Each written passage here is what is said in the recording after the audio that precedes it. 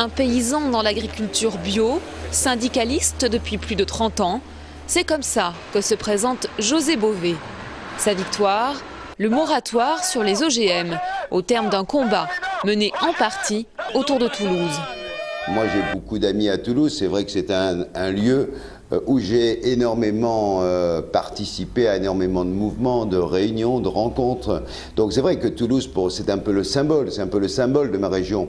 Quand on a lutté contre l'extension du camp militaire du Larzac, eh bien Toulouse était avec nous et il y a toujours énormément de gens à Toulouse mobilisés autour de l'écologie. Pour certains observateurs, les européennes sont un scrutin souvent favorable aux listes vertes. Seulement faut-il qu'elles ne se fassent pas concurrence. Il y a des gens qui ont décidé de se présenter, on ne sait pas vraiment où ils se situent d'ailleurs, on ne sait pas s'ils seront en haut, en bas, à gauche, à droite, ils sont quelque part sur la planète, ça c'est certain.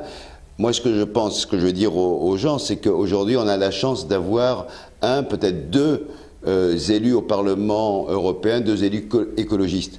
Le fait de disperser des voix sur d'autres listes risque de faire en sorte qu'il n'y ait pas d'élus écologistes. 11%. Voilà le pourcentage d'intention de vote pour Europe Écologie, selon le dernier sondage en date, ce qui place le parti en 4e position, derrière le MoDem, à 14%. On espère bien évidemment que les gens vont confirmer ces bons pronostics. Donc il faut encore se mobiliser, mais ça veut dire qu'on est avec ce résultat-là déjà, on pourrait avoir un élu, peut-être deux, donc il faut vraiment qu'on continue à se mobiliser. La reconversion écologique et sociale de l'économie, c'est l'axe majeur de sa campagne. Le candidat promet 10 millions d'emplois verts si cette reconversion se réalise. En attendant, il poursuit la course électorale et déjà, le chef de file de son parti, Daniel Cohn-Bendit, pense à l'après 7 juin avec l'évocation de France Écologie en perspective de 2012.